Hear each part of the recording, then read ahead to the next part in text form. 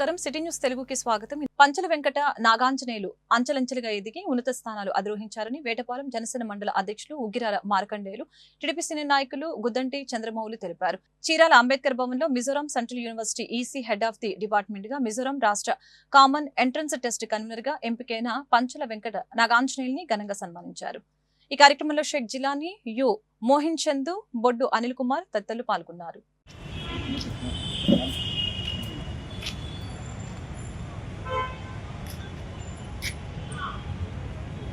తర్వాత నేను చీరాలలో కూడా పనిచేస్తున్నాను విఆర్ఎస్ ఇంజనీరింగ్ కాలేజ్లో.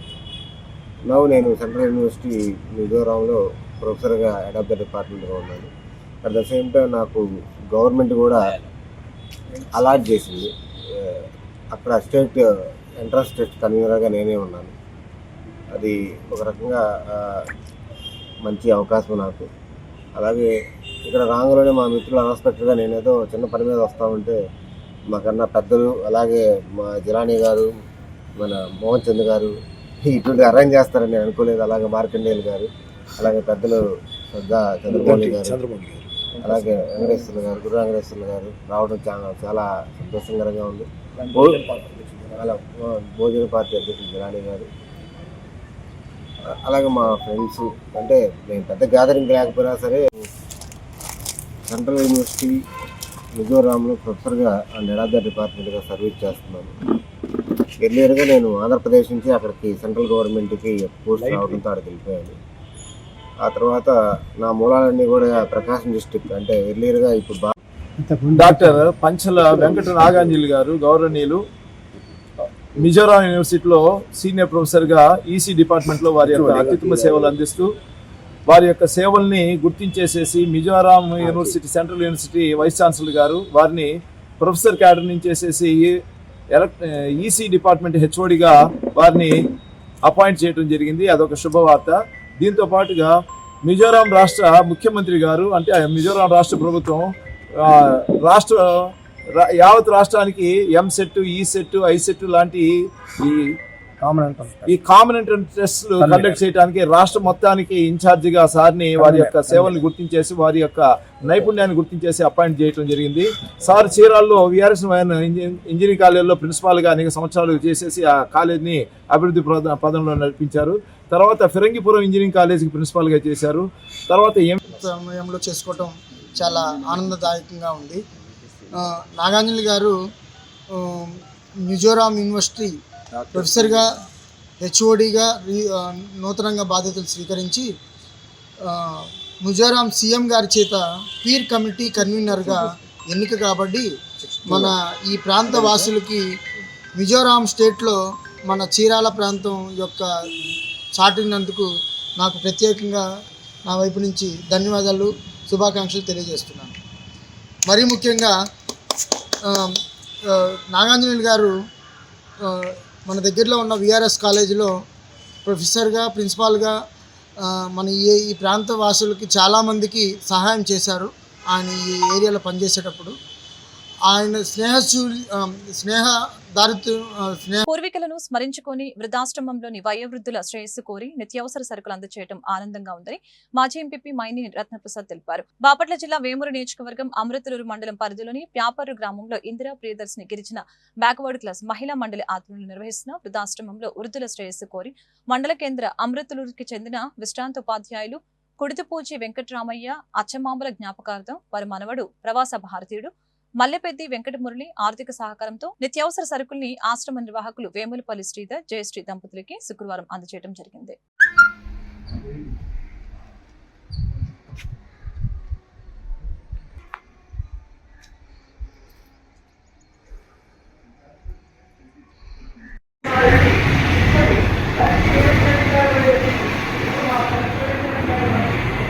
వస్తున్నాడమ్మా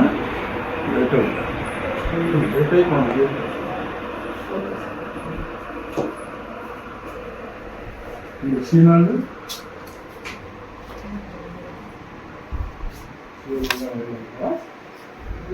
రమేష్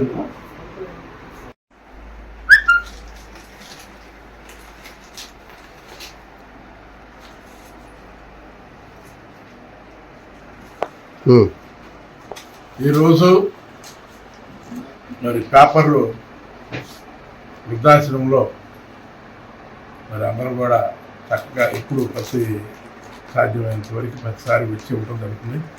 గతంలో వచ్చినప్పుడు ఇక్కడ మల్లిపల్లి వెంకట మురళీ గారు చూసి వాళ్ళ తాతయ్య గారు విశ్రాంతి ఉపాధ్యాయులు పుట్టుపూడి వెంకటరామయ్య గారు, అట్లాగే వాళ్ళ అమ్మమ్మ గారు అచ్చుమాంబర్ గారి జ్ఞాపకార్థం పిల్లలకి ఇవ్వటం చాలా సంతోషకరం. మరి ఇట్లా కార్యక్రమాలు మురళీ గారు లాంటి దాతల సహకారంతో ఈ 17 సంవత్సరాల్లో సుమారు ఈ ఓల్డ్ ఏజ్ వారికి 7,000 నుంచి 8,000 మందికి నూతన వస్త్రాలు కానీ దుప్పట్లు కానీ మరి మండలంలో మేము పంచడం జరిగింది. ఇదంతా కూడా దాతలు, మా కుటుంబ సభ్యులు, మిత్రులు సహకారం జరిగింది. ఇది ముఖ్యంగా కరోనా టైంలో రజకులకి, నాయ బ్రాహ్మణులకి, ఆటో వాళ్ళకి మెడికల్ కిట్లు, అట్లాగే హెల్త్ డిపార్ట్మెంట్ వారికి,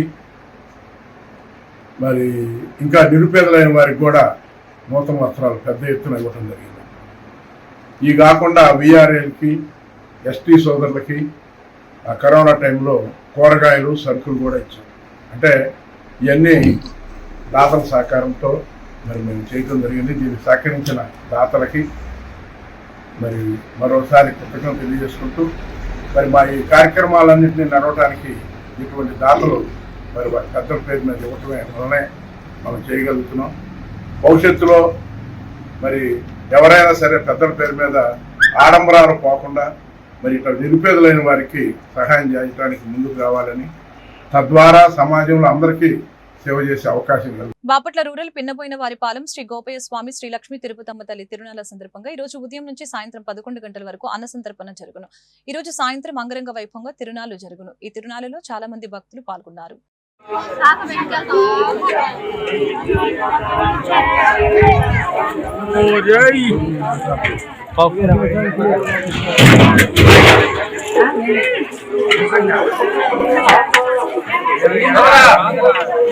పెట్టు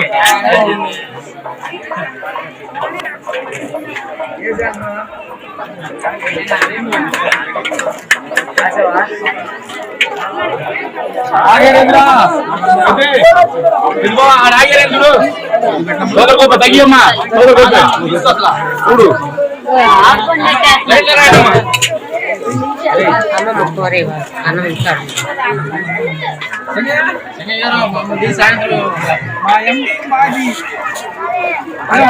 బాపట్ల నియోజకవర్గంలో బాపట్ల ఎమ్మెల్యే వేగసేన నరేంద్ర వర్మ మీడియాతో మాట్లాడారు. ఈ సందర్భంగా ఎమ్మెల్యే మాట్లాడుతూ అసెంబ్లీలో జరిగిన అంశాలపై బాపట్ల నియోజకవర్గం రూరల్ అండ్ అర్బన్ డెవలప్మెంట్ గురించి మాట్లాడడం జరిగింది. డిసెంబర్ 7వ తారీఖు జరిగిన parents, teachers, students mega parents meeting సందర్భంగా రాష్ట్ర వ్యాప్తంగా జరిగిన ఆ మీటింగుల్లో గౌరవనీయులు నారా చంద్రబాబు నాయుడు గారు, ఎడ్యుకేషన్ శాఖ మంత్రి నారా లోకేష్ గారు కూడా బాపట్లలో ఆ మీటింగు ఇక్కడ ప్రారంభించడం జరిగింది రాష్ట్రానికి సంబంధించి. ఆ మీటింగ్లో మన స్కూల్ బిల్డింగ్ ఆగిపోవటం గురించి, దాని గురించి ఆ పబ్లిక్ మీట్లో ప్రశ్నించడం గురించి కూడా మీ అందరికీ తెలిసింది.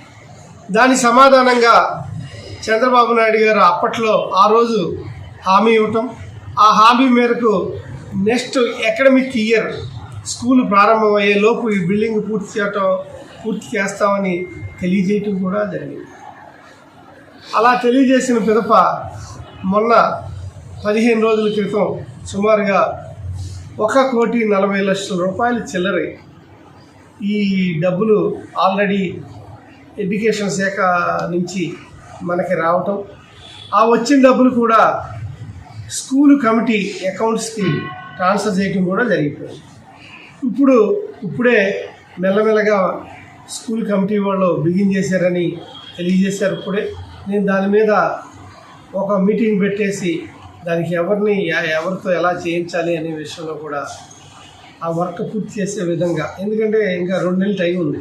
ఈ 2 నెలల్లో పూర్తిగా వర్క్ అన్ని పూర్తి చేసి పెయింట్లు వేసి కొత్త స్కూల్లోకి కొత్త డ్రెస్సులతో మన పిల్లలు ఆ స్కూల్లోకి వెళ్ళేటట్లు చూసే బాధ్యత నేను తీసుకుంటానని ఈ సందర్భంగా తెలియజేస్తాను. వినుకొండ పట్టణంలో ఈద్గా మరింత అభివృద్ధి చేయవలసి ఉందని, ఈద్గా అభివృద్ధికి వినుకొండ పురపాలక సంఘం నుంచి 40 లక్షల రూపాయల నిధులు కేటాయించాలని ప్రభుత్వ చీఫ్ విప్ సీనియర్ శాసనసభ్యులు జీవి ఆంజనేయులు మున్సిపల్ అధికారులను ఆదేశించారు. ఈ సందర్భంగా వారు మీడియాతో మాట్లాడారు.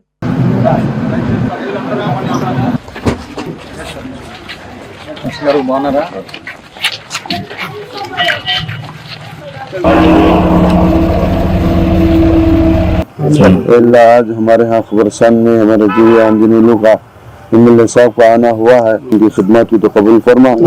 अल्लाह हर एक की, अल्लाह हर आदमी की, मुसलमानों को जो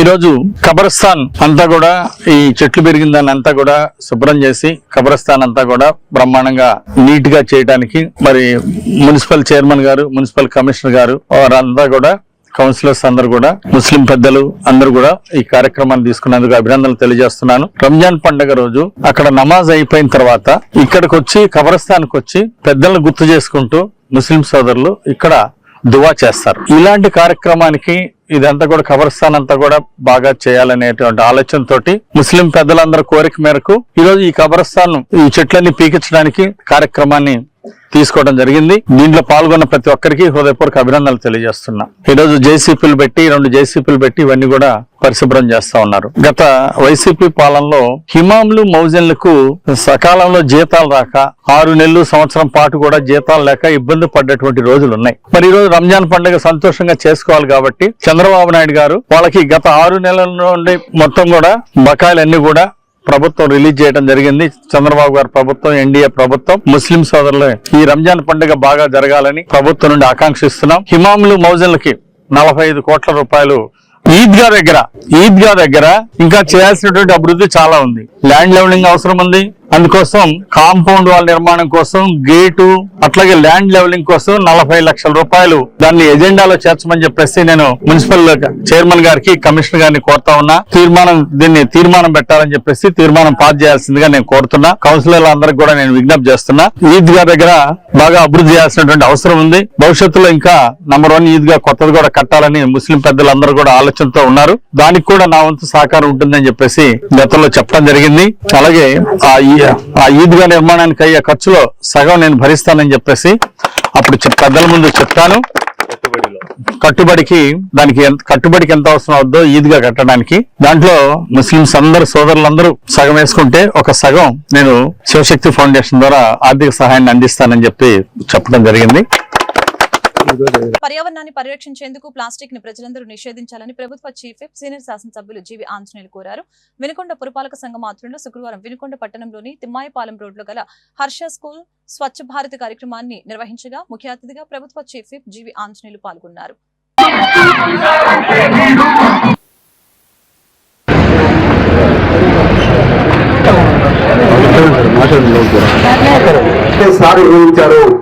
మానవాళికి ముప్పు మనము అన్ని చోట్ల మనం తిరుపతి దేవస్థానం దగ్గర నుంచి అన్ని చోట్ల కూడా అన్ని మార్చేశారు. కార్యక్రమాలు కొరకు శ్రమదానం చేసి పరిశుభ్ర ఆంధ్రప్రదేశ్ సాధించే సంకల్పానికి కట్టుబడి శుభ్రపరచడం సహాయం చేస్తుందని నమ్ముతూ ఈ రోజు నా నుండి తోటి కమిషనర్ గారు, చైర్మన్ గారు ఈ చక్కటి కార్యక్రమాన్ని నిర్వహించినందుకు, స్వచ్ఛాంధ్ర కార్యక్రమానికి పిలిపించినందుకు, అందరూ భాగస్వామ్యమైనందుకు అందరికీ అభినందనలు తెలియజేస్తున్నాను.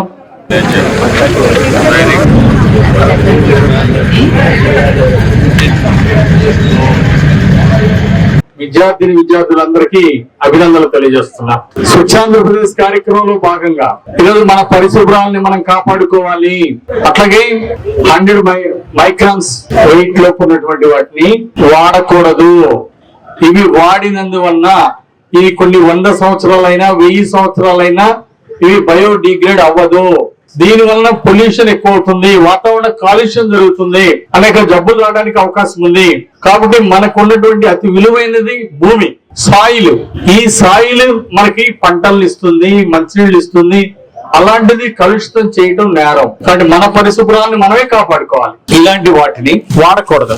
ఇలాంటి సింగిల్ యూజ్ చేసేటువంటి ఈ బయోడిగ్రేడ్ అవ్వనటువంటి మెటీరియల్ ని వాడకుండా మనము జాగ్రత్తలు తీసుకోవాలి.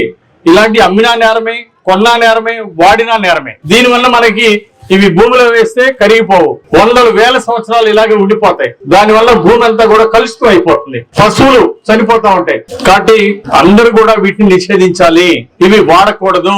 వ్యాపారస్తులకు నేను విజ్ఞప్తి చేస్తున్నా, దయచేసి మన పల్నాడు జిల్లాలో గాని మన వినుకొండ ప్రాంతాల్లో గాని ఎవరు కూడా ఇవి కొనద్దు, ఇవి అమ్మద్దు అని చెప్పేసి వ్యాపారస్తులందరూ కూడా నేను విజ్ఞప్తి చేస్తున్నా. బయోడిగ్రేడ్ అయ్యేవి ఇలాంటి పేపర్స్ ఉన్నాయి. ఇలాంటి మెటీరియల్ వాడితే ఇవి కూడా తక్కువ రేటుకే వస్తున్నాయి. ఇవి బయోడిగ్రేడ్ అవుతుంది.